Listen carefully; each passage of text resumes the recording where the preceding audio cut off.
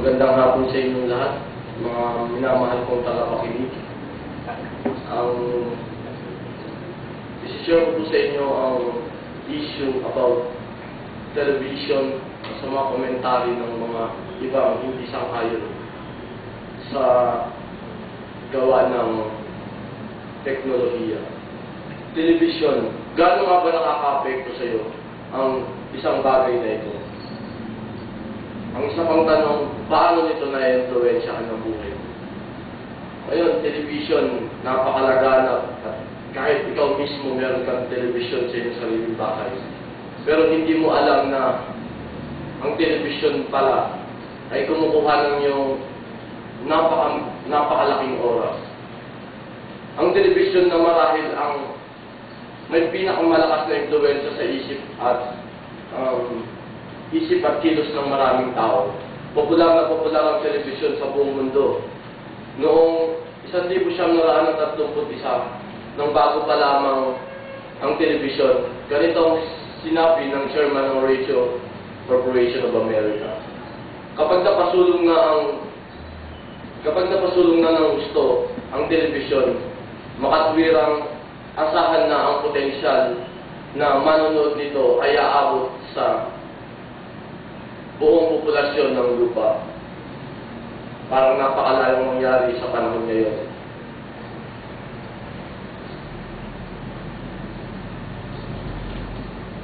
Marahil ngayon, ginagamit mo ito, hindi mo alam kung ano at kung ano ang binibigay nito sa iyo.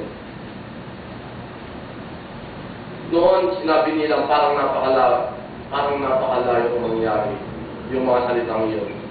Pero hindi na ngayon. Tinatayang meron ng 1 bilyong television at mas marami pa sa bilang na ito ang manonood. Gusto mo man o hindi, ang television ay may malaking papel sa buhay ng tao. Ngayon, ang television ginagamit mo, may naitutulong ba ito sa iyo o talaga bang nagnanakaw lang ito ng oras? Nakakagugulat ang haba ng panahong ginugugol ng maraming tao sa panonood ng television. Ipinakikita ng pangglobong pag-aaral kamakailan na sa katamtaman nanonood ng TV ang mga tao nang mahigit-higit na sa 3 oras sa isang araw. Nanonood ang mga taga-hilagang Amerika ng 4.5 oras araw-araw. Samantalang, nangunguna sa listahan ang mga Hapones na nanonood ng 5 oras bawat araw. Marami-rami ring oras ito kapag pinagsama-sama kung manonood tayo ng 4 na oras araw-araw. Kung iyong iisipin, 10 taon ang mauubos natin sa harap ng TV pagtungtong natin sa edad na 60. Nanonood ba ang mga tao dahil ng telebisyon sa loob ng maraming oras dahil ginusto nila ito? Marahil sabihin mong oo, pero hindi.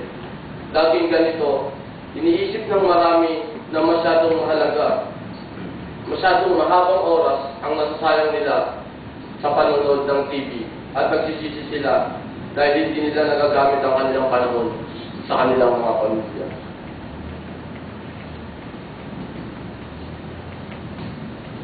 At nagsisisi sila dahil lahat ng yun ay nauubos nila sa panonood ng TV. Makabuluhan kaya yung ganong mga bagay? Marahil sabihin mong hindi. At sabi ng ilan, sila daw ay lulong sa TV. Siyempre pa, hindi ka naman malululong sa TV gaya ng pagkalulong ng isang tao sa narkotiko.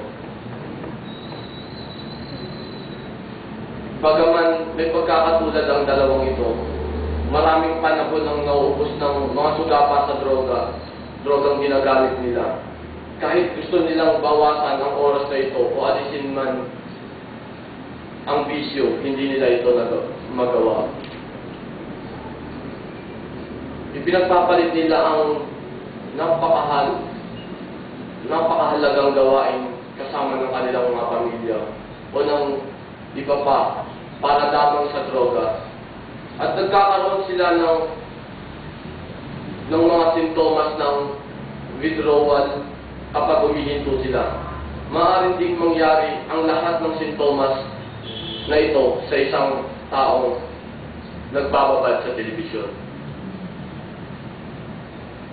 Ngunit, ayon sa ilan at sabi ng ilan, ang TV ay isa sa mga tagapagturo.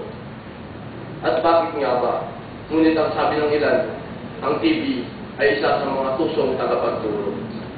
Posibleng maging mabisang kasangkapan sa pagtuturo ang telebisyon. Sa pamamagitan nito, nababalitaan natin ang mga tungkol sa mga lupain at ang mga bayan na baka hindi na natin marating kailanman. Nalalakbay natin ang kagubatan sa tropiko at ang mayiyelong lugar sa polo, ang tuktok ng mga bundok at ang kailaliman ng dagat. Nasisilip natin ang mga nakamanghang tanawin, maging ang daigdig ng mga atomo at bituin. Napapanood natin ang balita habang nangyayari ito sa ibang panig ng daigdig. Nagkakaroon tayo ng kaunawaan sa politika, kasaysayan, kasalukuyang mga pangyayari at kultura. Nakikita sa telebisyon ang trahedya at tagumpay ng isang tao. Ito ay nakalilibang, nagtuturo at nagbibigay pa nga ng inspirasyon. Gayunman, ang karamihan sa palabas ay hindi kapaki-pakinabang. Kaya siguro nila nasabing ito'y tusong tagapagturo. Karamihan nga rito ay walang halaga ni nakapagtuturo man ng tama. Ang pinakamatinding pagbatikos dito ay mula marahil sa mga taong di sang-ayon sa napakarami at lantarang mga palabas sa TV, sa karahasan at sekso. Bagaman maraming pakinabang ang telebisyon, ang TV na pinanunood ng mga tao, o ang labis na panonood ng TV ay umaagaw ng panahon na dapat sana ay para sa pamilya. Nakakasagabal sa pagbabasa at pag-aaral nito ng mga bata at nagiging sanhi ng mga sobrang pagbababad. Marahil ngayon naunawaan mo ang ilang bahagi ng mga pagsasayang mo ng oras sa telebisyon. Kung umuubos ka ng maraming panahon sa TV, isang katalinuhan na pag-isipan kung ano ang napapala mo rito. Katalinuhan na pag-isipan kung ano nga, at ano pa ang mga dapat mong matutunan. Napakahalaga ng panahon para lamang sayangin. Isang katalinuhan din pag-isipan kung ano ang pinanonood mo at kung mahalaga ba ito sa iyo. Thank you.